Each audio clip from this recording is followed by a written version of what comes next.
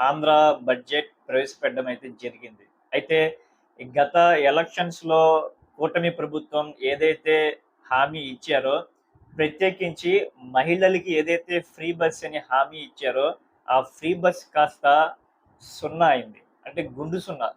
ఆ free bus కోసం కావలసిన నిధులు ఒక్క రూపాయి గూడా కేటాయించలేదు. అంటే వచ్చే ఫైనాన్షియల్ ఇయర్ వరకు ఫ్రీ బస్ పథకం అయితే ఏపీలో ఉండదు. ఇంకోటేంటంటే ఆంధ్రప్రదేశ్‌లో ఎవరైతే నిరుద్యోగులైతే ఉన్నారో వాళ్ళకి ఎలక్షన్స్‌లో ఏదైతే హామీ ఇచ్చారో నిరుద్యోగ భృతి ఇస్తామని చెప్పి, వాళ్ళకి గూడా గుండు సున్నా.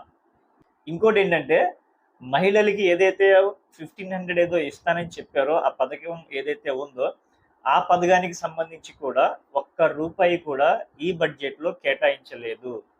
అంటే కంప్లీట్‌గా ఈ కూటమి ప్రభుత్వం మహిళలకి పంగనామాలు పెట్టారు.